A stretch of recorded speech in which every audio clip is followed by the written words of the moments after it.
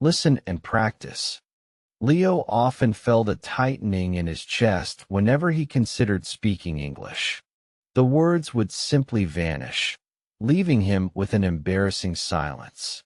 He yearned for fluency, but the path seemed impossibly steep, filled with invisible barriers. Every new word felt like another brick in a wall he couldn't climb, making his progress slow and frustratingly minimal. He spent countless hours listening to podcasts and watching films, hoping for some magical osmosis. Yet, when it came to his turn, that persistent question echoed. I don't want to make a mistake, but I always why. This relentless self-doubt crippled his attempts before they even truly began. It was a daily struggle. The fear of imperfection was a heavy cloak, smothering any flicker of confidence. He imagined judgmental stares, silent corrections, and the crushing weight of sounding unintelligent. This constant internal battle made how to practice English feel like an unsolvable riddle, even though resources were abundant all around him. Sometimes, despair crept in, whispering, why you should not learn English at all. Perhaps it was just too hard, too demanding, not worth the endless frustration. Such thoughts were fleeting but powerful, momentarily derailing his resolve to become a confident speaker one day. He tried various techniques for how to remember words, flashcards, apps, writing them repeatedly. Nothing seemed to stick permanently. Words would enter his short-term memory only to evaporate moments later, leaving him feeling as if his brain was a sieve, unable to retain crucial vocabulary. The concept of start step-by-step talking seemed logical, yet overwhelming. Where did one even begin when every single sentence felt like a monumental effort? The gap between understanding and producing felt vast, an ocean he was ill-equipped to cross without help. Leo knew intellectually why you should practice speaking. He understood that immersion and active participation were key. However, translating that knowledge into consistent action remained his greatest challenge, hampered by the pervasive anxiety of verbal missteps. His daily struggle was a cycle of passive consumption and active avoidance. He devoured grammar rules and vocabulary lists, meticulously preparing, but the moment for real conversation arose, he'd find excuses, retreating into the safe silence of his mind. I don't want to make mistake, but I always why. This was more than a question.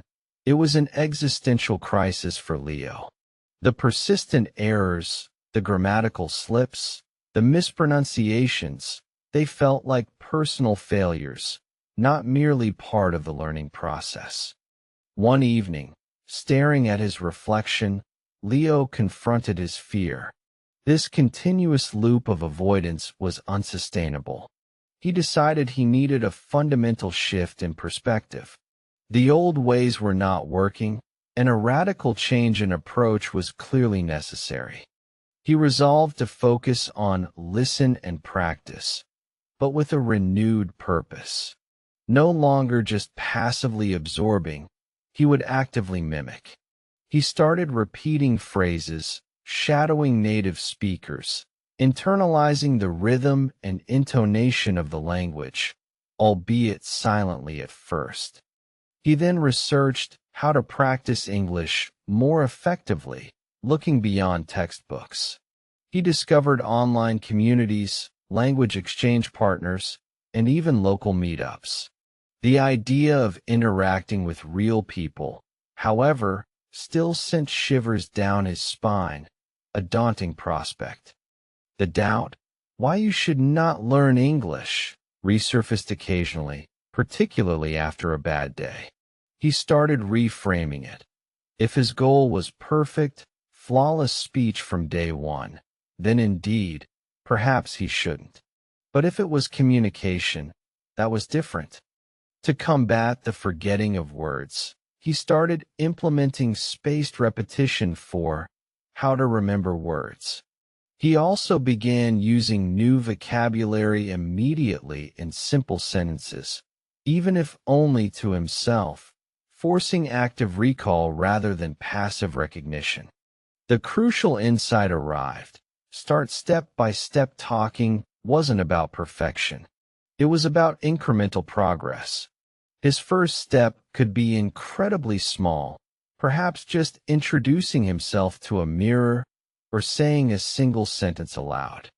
He started understanding why you should practice speaking beyond just fluency. It built confidence, fostered connections, and opened doors to new experiences. The true value lay in the ability to connect, not just conjugate verbs perfectly. His daily day's struggle transformed. Instead of dreading interactions, he started seeing them as opportunities. Each stumbled word, each awkward pause, became a data point for improvement, not a reason for despair or giving up entirely. The question, "I don't want make mistake, but I always why," began to shift. He started understanding that mistakes were not failures, but stepping stones. Every error revealed a gap in understanding, pointing directly to what he needed to learn next, providing valuable feedback. Taking the how to take first step for talking literally, he signed up for a beginner's online conversation group. His heart pounded, palms sweating, but he forced himself to attend. The first session was terrifying, but he managed a few simple sentences. He learned that how to learn English effectively involved embracing discomfort. Growth happened outside his comfort zone. He continued to push himself, albeit gently, recognizing that consistency, not intensity, was the true accelerator for progress. Slowly, Leo found his voice. He realized listen and practice was a continuous loop. Listening provided input, and practice turned input into output. He started listening not just for understanding, but for patterns, phrases, and natural flow. His approach to how to practice English diversified. He joined a local book club that met weekly, requiring him to articulate opinions. He watched English vlogs, then recorded himself summarizing them, an excellent way to consolidate learning. The idea, why you should not learn English, now felt ridiculous. He saw the world opening up, new cultures accessible. The initial resistance had been a test of his resolve, a mental hurdle rather than a genuine argument against learning. To combat the forgetting of words, he started implementing spaced repetition for how to remember words. He also began using new vocabulary immediately in simple sentences, even if only to himself, forcing active recall rather than passive recognition. Start step-by-step talking became his mantra. He started small, conversing with himself in the mirror, then with understanding friends. He didn't aim for eloquent speeches, but simple, clear communication, building confidence one sentence at a time. The profound realization of why you should practice speaking truly sank in. It wasn't just about sounding correct. It was about connecting with people, sharing ideas, and truly participating in the global conversation, enriching his life immeasurably. His daily day's struggle transformed into a daily challenge he eagerly embraced. Each conversation, each new expression learned, was a small victory. The fear was still there sometimes, but it no longer paralyzed him or dictated his actions. The old question, "I don't want make mistake, but I always why," was replaced with a new understanding. Mistakes were just signposts on the road to fluency. They indicated areas needing more attention, not reasons to give up. Leo's success in how to take first step for talking encouraged him further. He realized courage wasn't the absence of fear, but the decision to act despite it. Every small step built momentum for the next, making the journey less daunting. His entire perspective on how to learn English had shifted dramatically. It wasn't about a destination, but a continuous journey of growth and self-discovery. The joy was in the process, not just the eventual mastery he now envisioned. He actively sought opportunities to listen and practice. He made it a point to listen to diverse accents, expanding his comprehension. Then, he dedicated time to imitating them, fine-tuning his pronunciation, and developing a more natural flow. His evolving strategy for how to practice English included shadowing podcasts, recording his voice, and self-correcting. He also started actively participating in online forums, writing comments, and engaging in written exchanges before speaking. The old apprehension, why you should not learn English, vanished completely. He discovered a vibrant community of language learners, all sharing similar struggles and triumphs. This camaraderie provided immense motivation and support for his journey. He shared his evolving techniques for how to remember words with others. He emphasized using new vocabulary in real-life contexts, linking words to visual images, and creating silly mnemonics to make them stick in his long-term memory. The principle of start step-by-step talking guided all his interactions. He didn't force himself into complex discussions immediately. Instead, he built up from simple greetings, questions, and descriptions, gradually increasing linguistic complexity over time. He often found himself reflecting on why you should practice speaking. Beyond practical benefits, it offered a profound sense of accomplishment and self-efficacy. Each successful conversation validated his effort and fueled his desire to continue progressing. His daily struggle became a source of pride.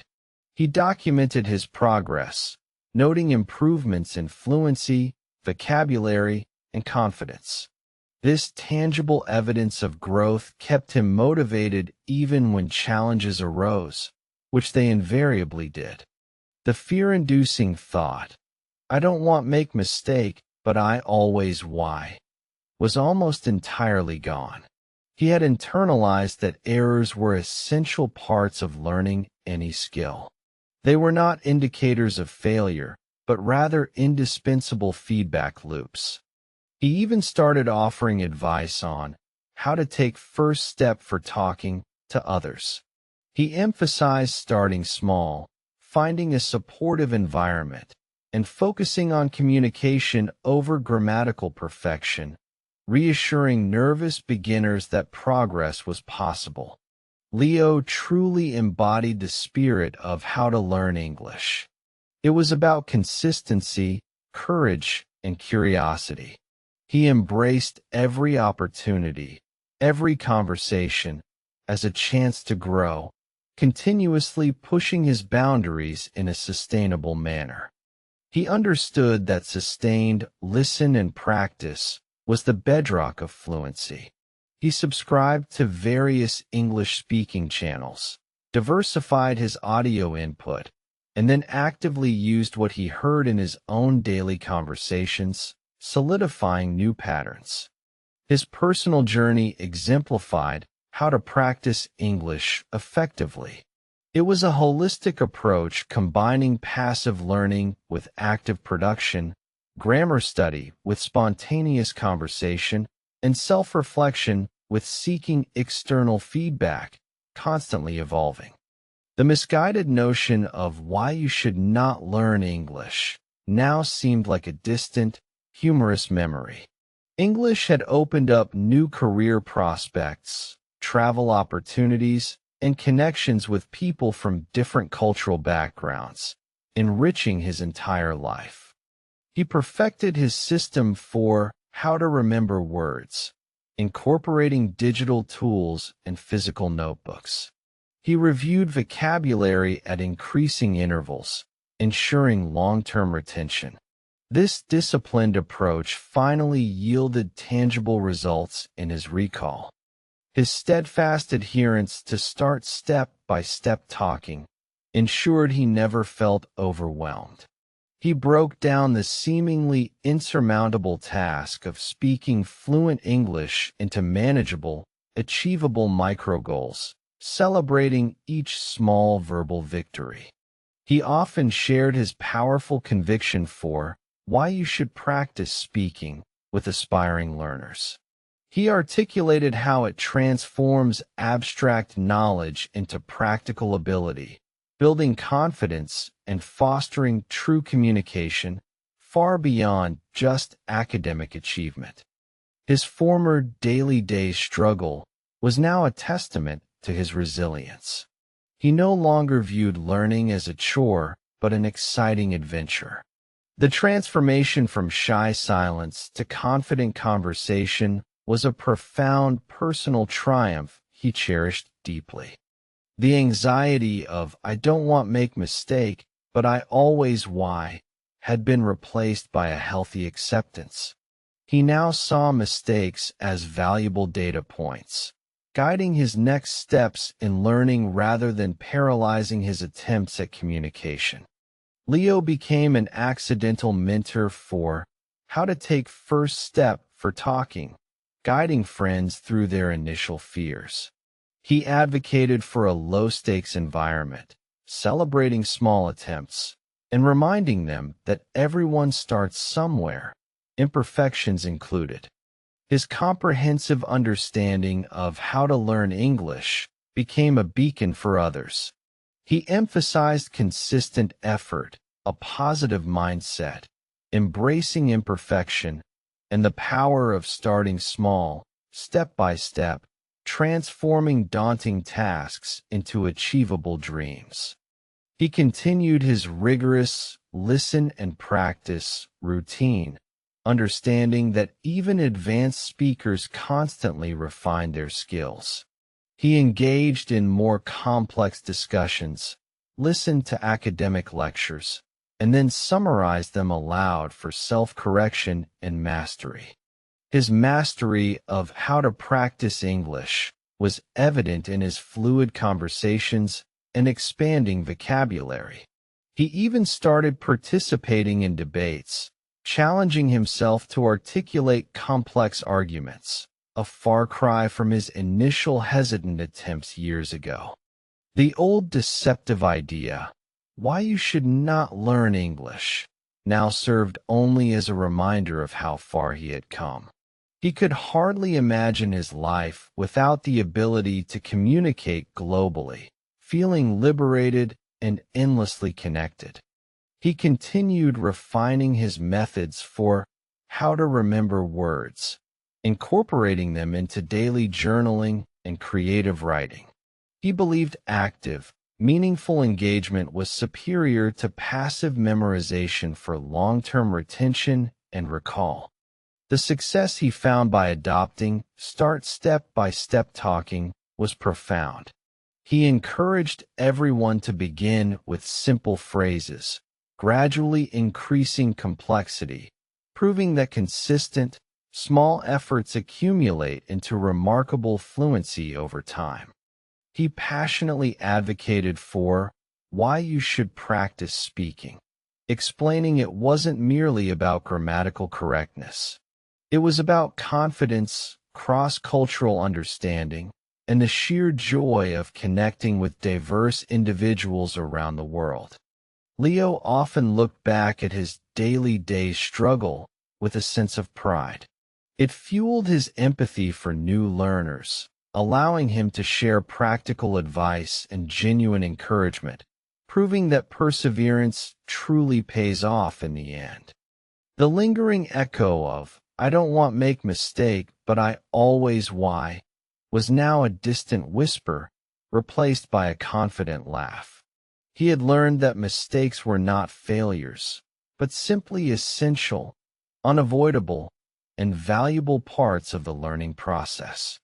Ultimately, Leo's journey illustrated the true essence of how to learn English, a blend of discipline, patience, and unwavering belief in oneself. He transformed from a timid learner into a confident, articulate speaker, inspiring countless others.